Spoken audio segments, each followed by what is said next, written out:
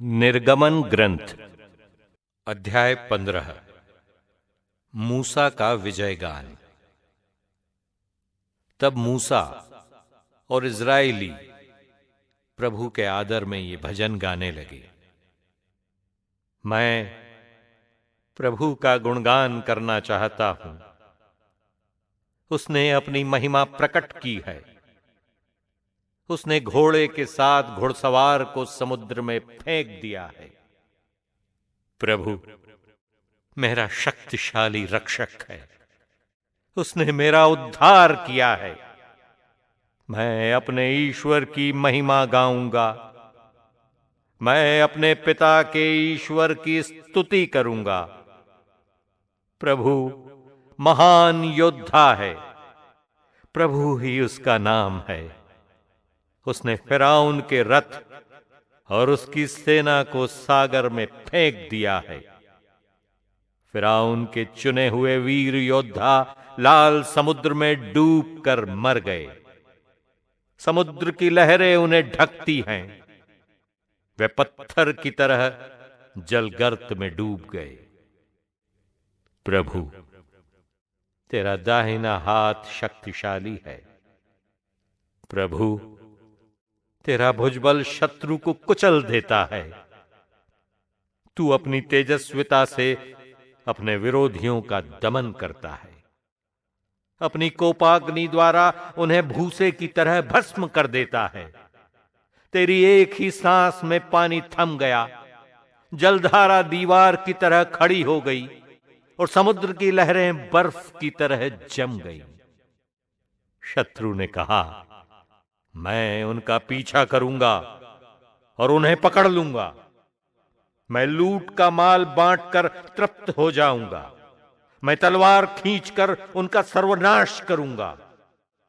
तूने सांस फूंक कर उन्हें समुद्र से ढक दिया। वे शीशे की तरह गहरे पानी में डूब गए। प्रभु देवताओं में तेरे सदृश कौन है? तेरे सदृश कौन है? तेरी पवित्रता दैदीप्यमान। तेरे कार्य महान और विस्मयकारी हैं। तूने दाहिना हाथ पसारा और पृथ्वी उन्हें निगल गई। तूने जिस प्रजा का उद्धार किया था, तू निष्ठापूर्वक उसका पथ प्रदर्शन करता रहा। तू उसे अपने सामर्थ्य से अपने पवित्र निवास की ओर ले चला। ये सुनकर राष्ट्र कांपने लगे। फिलिस्तिया के निवासी भयभीत हो गए। एदोम के अधिपति आतंकित हो गए। मोआबी नेता थरथराने लगे। कनान के सब निवासी सन्न रह गए। आतंक और भय उन पर छाया रहा। तेरे भुजबल ने उन्हें पत्थर सा निर्जीव कर दिया।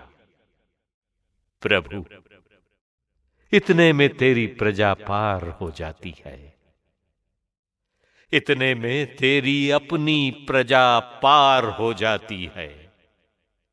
तू अपनी प्रजा को ले जाकर अपने पर्वत पर बसाता है, उस स्थान पर जिसे तूने अपने निवास के लिए चुना है, उस मंदिर के पास जिसे तूने अपने हाथों से बनाया है।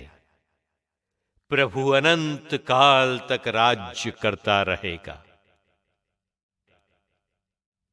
जैसे फिरौन के घोड़े, उसके रथ और उसके घुड़सवार समुद्र के अंदर पहुंचे, प्रभु समुद्र के पानी को फिर से उनके ऊपर अपने पहले स्थान पर ले आया।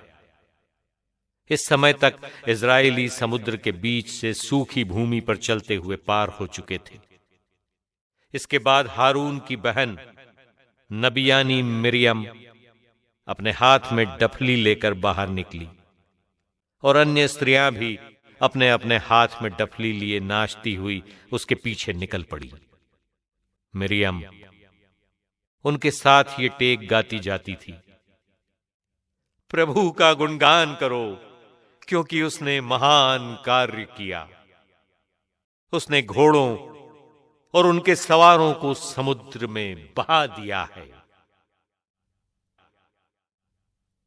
मरुभूमि में इजराइलियों की यात्रा। मारा में अब मूसा इजराइलियों को लाल समुद्र से आगे ले गया और वे शूर नामक उजाड़ प्रदेश में पहुंचे। वे 3 दिन तक ऐसे उजाड़ प्रदेश से होकर चलते रहे जिसमें कहीं पानी नहीं मिला था। वे मारा पहुंचकर भी मारा का पानी नहीं पी सके थे, क्योंकि वो कड़वा था, और इसीलिए उस स्थान का नाम भी मारा पड़ा। लोग मूसा के विरुद्ध ये कहते हुए भुनभुनाने लगे, हम क्या पिएं? उसने प्रभु की दुहाई दी। प्रभु ने उसे एक लकड़ी दिखाई। उसने उसे पानी में फेंका और वो पानी मीठा हो गया। प्रभु ने वहां उनके लिए एक आदेश निकाला और एक विधि बनाई। उसने वहां उनकी परीक्षा ली।